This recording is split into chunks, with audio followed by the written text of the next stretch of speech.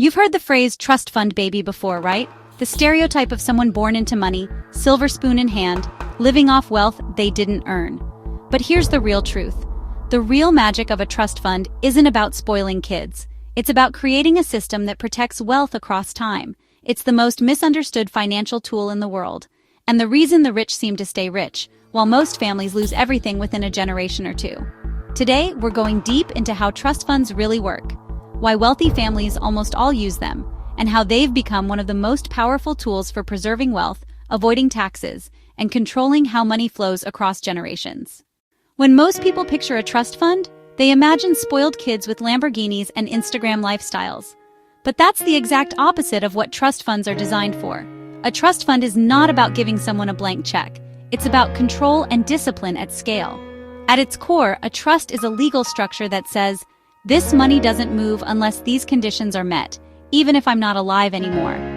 It allows wealthy families to delay access until an heir reaches a certain age, restrict what the money can be used for, like education, housing, or business investment, protect the money from reckless spending, lawsuits, or even divorces, and ensure wealth doesn't vanish after one generation of bad decisions.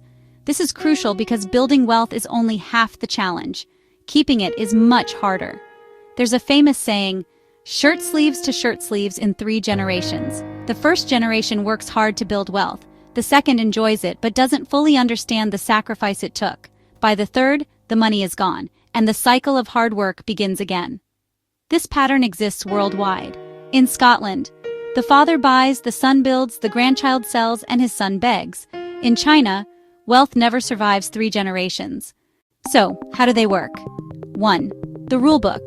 It all starts with a trust agreement. This legal document defines what assets are inside the trust, who benefits from them, under what conditions, and who enforces the rules. 2. The enforcer. That's the trustee. They're like a referee who ensures the rules are followed. Trustees can be lawyers, banks, or even trusted family members. But they're legally obligated to carry out the terms of the trust, not their own feelings. 3. Funding the trust. This is where assets are actually moved into the trust. It could be real estate, stocks, business ownership, intellectual property, art, crypto, or even a digital identity. Increasingly, celebrities are putting their likeness into trusts to manage rights to their voice and image long after they're gone. Once that happens, those assets are no longer legally owned by the person. They belong to the trust. There are many kinds of trusts, but here are the most common. Revocable trust. Can be changed or canceled anytime. Great for avoiding probate and keeping things private, but still taxable in your estate. Irrevocable trust. Permanent once created. You give up ownership, but the assets are shielded from estate taxes and often creditors. Grantor retained annuity trust. GRAT. You put in assets like stocks, receive payments for a few years, and then the growth passes to heirs tax-free. Popular with billionaires betting on rising stock values. Spendthrift trust. Designed for heirs who can't be trusted with money. It restricts payouts and protects the assets from being wasted. Charitable remainder. Trust. You receive income for life and the remainder goes to charity when you die.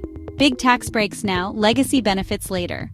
Generation skipping trust. Skips your children entirely, sending wealth directly to grandchildren. Useful for reducing taxes over multiple generations.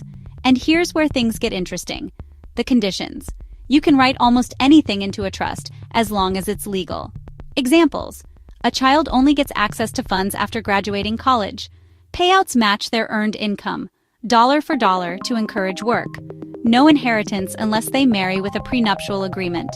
This is how wealth creators enforce discipline long after they're gone.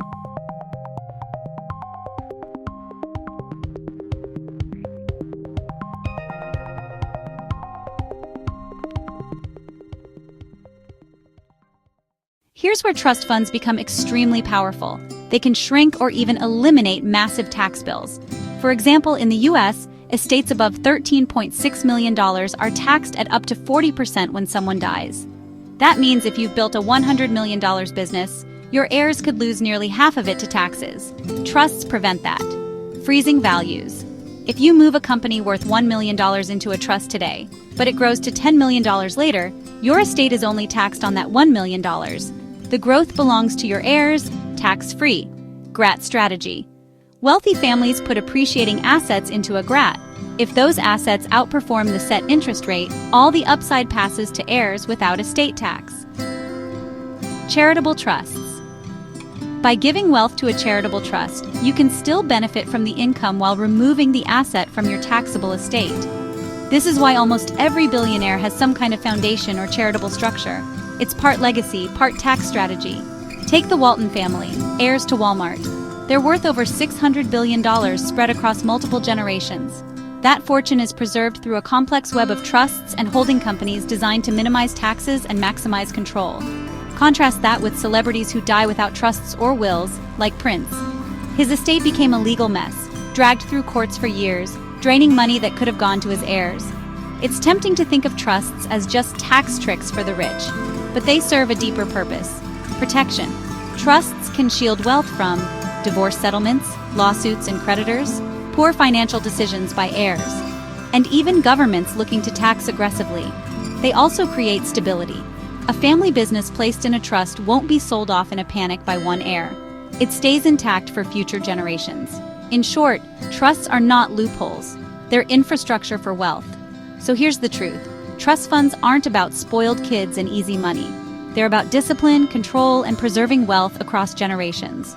Without them, most family fortunes vanish within decades. With them, wealth can survive for centuries.